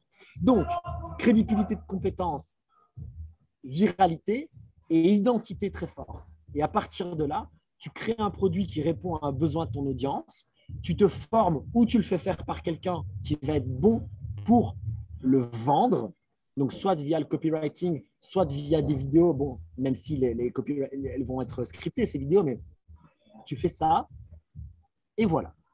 À partir de là, ça va aller. Yes, merci bien. Selon toi, qu'on soit coach ou qu'on soit owner de box, est-ce que ce serait encore intéressant maintenant, du fait qu'il y a des multitudes de chaînes YouTube, est-ce que c'est encore intéressant pour un coach indépendant, une box CrossFit ou autre, de lancer sa propre chaîne YouTube? Pour une box de CrossFit, pour moi, ça a encore plus de sens que pour un coach indépendant. Pour quelle raison? Parce qu'en fait, une box de CrossFit, tu vas pouvoir poser ton identité, comme j'ai fait avec les podcasts, etc. Tu vas pouvoir montrer l'intérieur de ta salle, tu vas pouvoir dire voilà qui nous sommes, venez nous voir. Pour un coach indépendant, c'est un tout petit peu plus tricky parce qu'il va falloir beaucoup de charisme. Il va falloir aller devant la caméra. Au début, c'est difficile. Moi, je vois mes anciennes vidéos, j'ai du sang qui coule là. Je sais pas possible. Mais voilà, les premières vidéos, elles étaient pourries. Et celles de maintenant, elles sont beaucoup mieux. Et celles dans 5 ans, elles seront encore beaucoup mieux. Et on travaille parce qu'on a envie de faire mieux, parce qu'on a envie de plus communiquer notre message. Et si tu veux, le jeu, c'est que pour une box de CrossFit, je pense que c'est un bon travail aussi parce que le format long va être apprécié. Là où peut-être que pour un coach indépendant, ce que je dirais en fait, c'est communique là où toi, tu te sens bien et communique là où ton audience est. Mmh.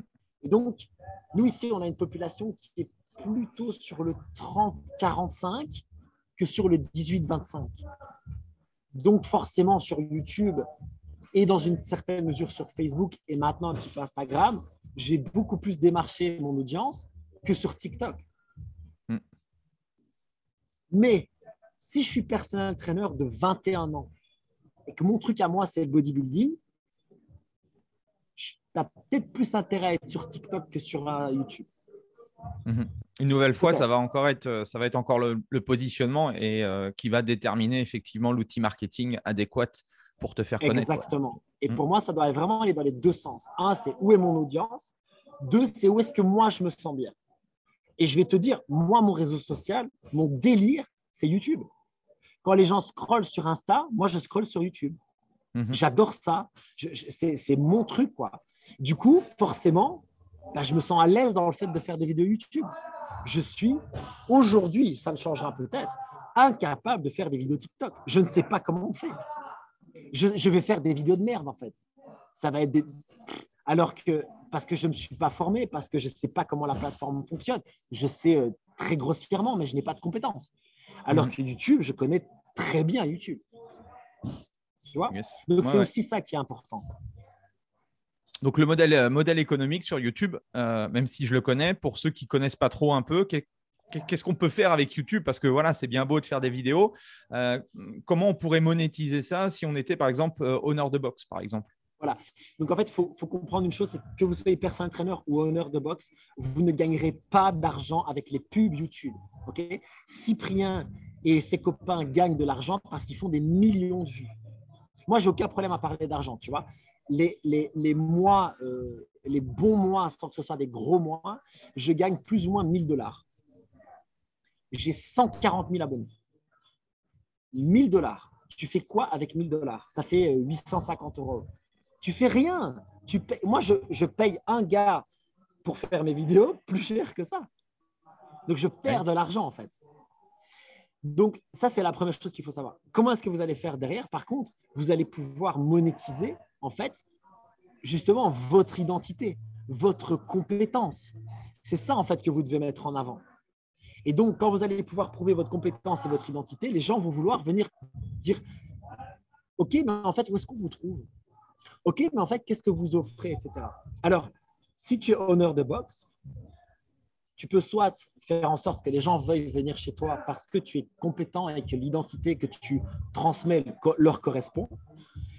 Ou alors, tu peux prendre un gros pari sur l'avenir, mais c'est quelque chose qui est tout à fait cohérent et proposer du service en ligne. Pourquoi pas? Yes. Et du coup, parce que je vois l'heure tourner, je ne voudrais pas t'accaparer. 2 box CrossFit, une chaîne YouTube, des séminaires, des formations, une vie bien remplie dans ta vie personnelle, tu es papa, etc. La question que je vais te poser, forcément, parce qu'on me la pose aussi souvent, c'est comment tu fais pour t'organiser? C'est quoi une journée type de Jack? Une journée type. Alors, une journée type, je me lève moins tôt qu'avant parce que là, c'est l'hiver, c'est compliqué. Et puis, je me lève vers 6h30, 7h. Et puis, je fais le petit-déj avec mon fils parce qu'il adore. On fait les crêpes de la famille, là. Et puis, en fait, si tu veux, ça, c'est un truc qui, moi, me manque personnellement dans ma vie de papa. C'est qu'en fait, j'adorais avoir mon matin pour moi. C'est parce qu'en fait, c'est un moment où je suis d'une productivité incroyable. Je suis créatif. Voilà, quand ma femme dormait, parce qu'elle aime bien dormir un peu plus tard, tu vois, et que moi, je me levais parfois 2 heures et 2 heures et demie avant elle. Là, je pouvais C'est exactement ce que je fais, moi. Moi, je vais me renfermer dans mon bureau, c'est calme et c'est effectivement, c'est là où… ouais, je te comprends. C'est ça. Mais le fait, c'est que là, en fait, mon fils se lève très tôt, il ne va pas à l'école et ma femme, elle reste un peu au lit, donc c'est moi qui m'occupe de lui à cette heure-là. Tu vois. Et en fait,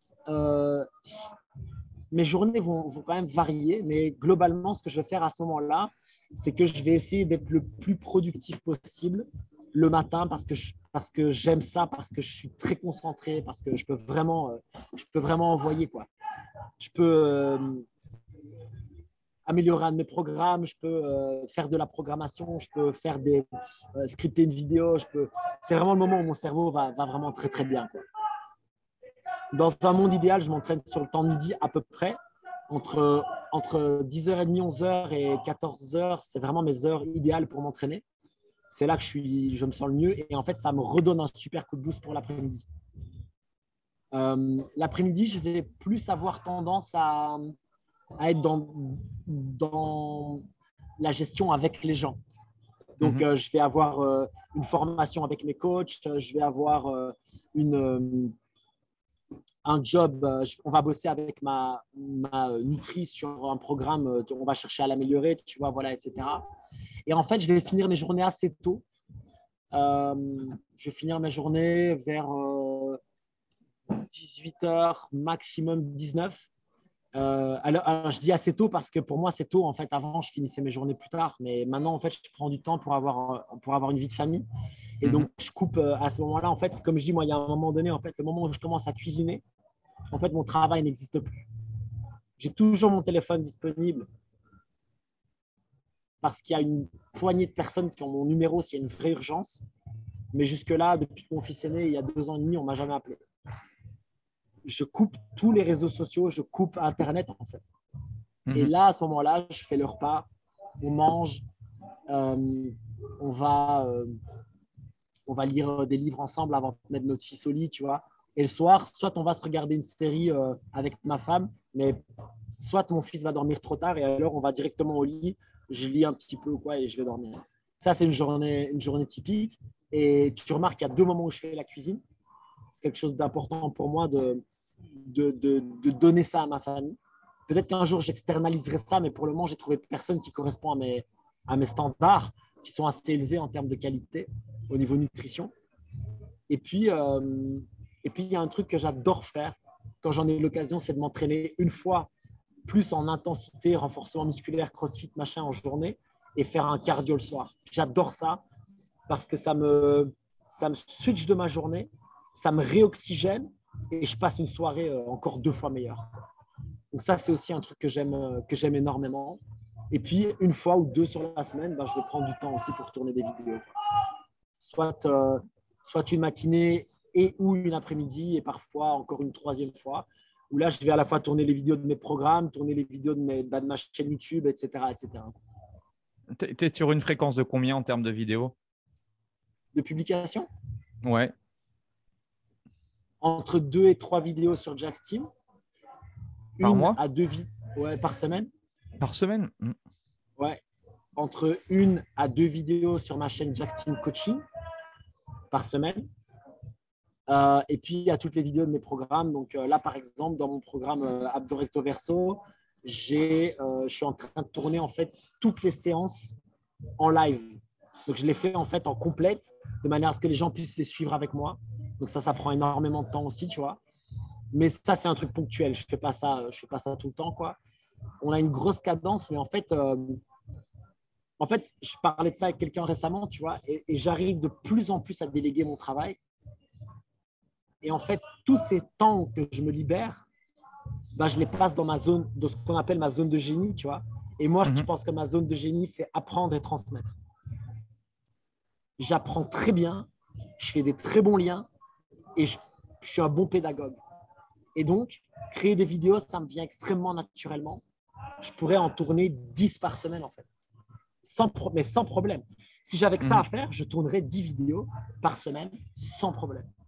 Parce que c'était vraiment un truc, j'ai des idées tout le temps, les gens me répondent, me posent des questions, me font des commentaires, ça me redonne des idées. Puis je suis sur le terrain, je suis là dans ma box, je forme mes coachs, ça me donne des idées, enfin tu vois. Voilà, la formation des coachs, la création de vidéos et de programmes, c'est vraiment les trucs où c'est ma zone de génie, je pense, comme on dit. Donc aujourd'hui, YouTube te prend pas mal de temps en termes de pourcentage sur ta semaine, du coup. Tout ce qui est lié au… Non ? En fait, si tu veux, la chance que j'ai, c'est que j'ai quelqu'un… La chance. L'opportunité que je me suis créée, c'est que j'ai quelqu'un qui monte tout pour moi, en fait. Ouais. Et ça, c'est un temps qui est incroyable que je ne prends pas.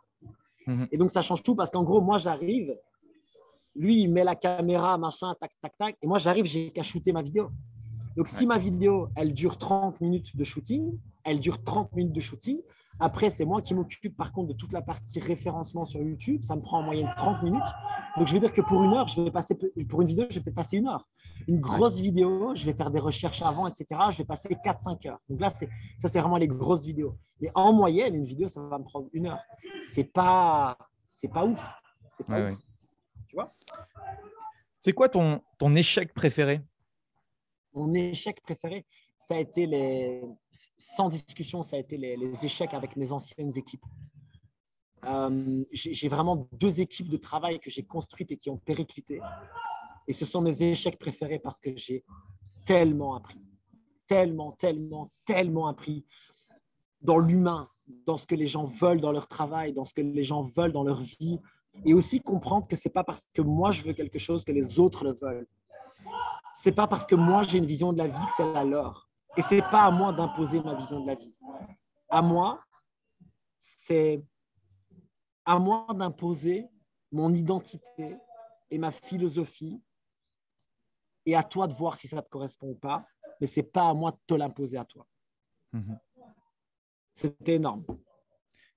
Qu'est-ce qui te fait avancer tous les jours ? Tu sais, j'aime bien répondre la première chose qui m'est venue à l'esprit. Et évidemment, c'est ma femme et mon fils. C'est un moteur incroyable pour moi. Et l'autre chose, vraiment, c'est qu'en fait… Ton rôle de parent, parce que ça me tient à cœur, ça a changé quoi pour toi dans ta vie ?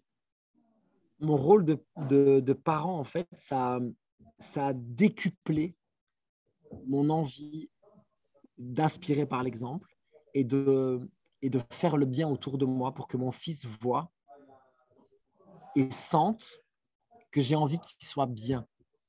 Et j'ai envie de lui donner les armes parce qu'il va avoir des galères. Il va avoir des moments très difficiles dans sa vie parce que tout le monde en a. Et j'ai envie qu'il soit armé parce que je lui ai donné les armes, parce que sa mère, parce que son entourage, mais aussi parce qu'il va lui se forger les armes pour savoir quoi faire à ce moment-là. Et j'ai envie de lui transmettre que la vie, c'est pas seulement être là. La vie, c'est s'épanouir soi et faire le bien. Et je pense que ça passe d'abord par s'épanouir soi, parce que sans ça, on ne peut pas faire le bien. Voilà pourquoi, voilà ce que le rôle de père a décuplé chez moi. C'était déjà présent, c'est juste donc bientôt une chaîne YouTube sur la parentalité, du coup. Écoute, j'ai commencé par sortir une vidéo sur ce que je pensais des erreurs qu'on faisait au niveau de la manière de communiquer l'alimentation. Mais en tout cas, ouais, j'ai un paquet d'idées là-dessus, mais je ne suis pas sûr que je vais faire une chaîne YouTube. Mais je risque d'en parler un peu sur ma chaîne parce qu'effectivement, c'est quelque chose qui me passionne. Et puis moi, ça m'apprend plein de choses, hein, parce qu'on fait plein d'erreurs. On communique, on apprend, on voit comment on fait mieux. C'est passionnant, en fait. Donc, c'est cool. Ouais, merci c'est vraiment quelque chose de très fort. Merci à toi. Je vais te laisser. Dernière petite chose que j'aime bien poser comme question, c'est est-ce que tu as une ressource, un livre qui t'a inspiré et que tu donnes justement peut-être à tes coachs ou autres, quelque chose qui t'a marqué et tu pourrais nous partager? La première chose qui m'est venue à l'esprit, c'est hyper bateau, mais il faut avoir lu Comment se faire des amis et influencer les autres. Ouais, il revient souvent celui-là. Ouais. Je sais que c'est hyper cliché, mais le premier qui m'est venu à l'esprit, c'est celui-là parce qu'il revient souvent dans notre milieu, mais en fait, tu te rends compte que très peu de gens le lisent. Et ça fait du bien de le relire. Moi, ça faisait très longtemps, je l'ai relu et tu vois, ça te renforce sur certains trucs et tu te dis, ah oui, c'est vrai. Bon, le titre est bidon en français, mais c'est un livre effectivement qui est… En anglais aussi, hein. How to win friends and influence people, c'est pas génial. Hein. C'est un comme titre quoi, de tu merde. vois, comme quoi, on te dit dans le copywriting, le titre, il est hyper important. Honnêtement, c'est un des livres qui a été le plus vendu au monde. Voilà. Le livre est juste exceptionnel, il faut le lire. Après, par rapport à toute la partie, tu sais, croyances limitantes sur l'argent, j'ai lu un livre que j'ai beaucoup aimé, qui est très simple. C'est Esprit millionnaire. Alors pareil, le titre, voilà. Mais c'est un livre sur les croyances par rapport à l'argent. Et c'est très amusant parce que j'en ai même parlé avec ma grande sœur, qui elle n'est pas du tout dans le milieu, voilà, elle s'en fout et tout. Et même elle, j'ai mis en lumière une de ses croyances par rapport à l'argent dont elle avait à peine conscience. Elle a 10 ans plus que moi. Je lui ai dit, tiens, est-ce qu'il ne se passe pas ça dans notre famille, machin? Et puis elle me dit, ah ouais, tu vois. Et c'était super intéressant, ça n'avait rien à voir avec le business, mais ça l'a fait réfléchir aussi, tu vois. Alors que ma sœur, elle a un emploi stable, elle gagne très bien sa vie, enfin, tu vois, c'est pas du tout le même délire. Donc ça, c'est deux livres voilà, que j'aimerais recommander un maximum. Et puis, je suis très parti pris là-dessus, mais si vous voulez avoir une vision assez holistique de la personne, je trouve que le podcast Strong Fit de Julia Pineau est vraiment très, très bon. Parce qu'il va à la fois parler de mouvement, de nutrition, de système nerveux, de dépression, d'anxiété. Voilà. Et, alors, c'est en anglais, mais par contre, c'est une mine d'informations et de savoir assez impressionnant. Donc, je pense que mais il faut avoir envie de plonger, hein, parce que par contre, tu es parti pour… voilà, ouais. Tu es parti pour quelques heures, voilà, quelques centaines d'heures même. Mais si tu as envie de creuser de ce côté-là, il y a des choses vraiment cool. Excellent. Merci en tout cas, Jax, pour tout ça. Un dernier mot à dire à tous les professionnels qui nous écoutent. Trouvez votre identité, écrivez-la, trouvez votre pourquoi le plus profond. Vous voyez quand je parle de mon fils et de ma femme à quel point ça m'émeut, à quel point ça me touche, à quel point ça me drive. Trouvez ça et ensuite communiquez-le de manière très claire et vivez toujours en accord avec ça. Et à partir de là, tout ira bien. Que vous gagnez de l'argent ou pas au début, tout ira bien. Gardez votre curiosité et bossez quand c'est difficile parce que c'est comme ça que vous y arriverez. Parfait. Super mot de la fin. Où est-ce qu'on peut te retrouver sur les réseaux sociaux? Jax Team sur YouTube, sur Instagram et surtout sur YouTube, c'est plus là que je suis. Et Jack's Team Coaching, si vous êtes intéressé plus par la partie justement coaching, je parle à la fois de techniques, de nutrition, de développement du leadership aussi. C'est quelque chose qui pourra probablement intéresser ton audience. Je mettrai, tu me donneras les liens, je mettrai tout ça dans la description. Merci en Avec tout cas plaisir. de ton temps. Merci pour tout. C'était hyper inspirant en tout cas. Donc, au plaisir. Merci Andy, c'était un très bon moment. Merci à tous d'avoir suivi le podcast et puis on se retrouve la semaine prochaine. Allez, salut. Voilà, c'est fini pour aujourd'hui. J'espère que l'épisode vous a plu. Merci d'avoir passé ce moment en ma compagnie. Deux petites choses avant de vous quitter. Si vous cherchez les notes de l'épisode ou que vous voulez tout simplement me contacter personnellement, allez sur mon site andypoiron.com. Donc tout attaché, www.andypoiron.com. Vous trouverez toutes les informations nécessaires. Et dernière chose, et c'est la plus importante pour moi, si vous voulez m'aider à promouvoir ce podcast, eh bien vous mettez un avis 5 étoiles sur Apple Podcast. Si vous regardez cet épisode sur YouTube, eh bien pensez à liker et à vous abonner à ma chaîne YouTube et pensez à en parler autour de vous, pensez à en parler à vos amis ou à vos collègues dans le fitness. Ça permettra véritablement à ce podcast d'avoir beaucoup plus de visibilité. Voilà, en tout cas, merci, à très vite pour le prochain épisode.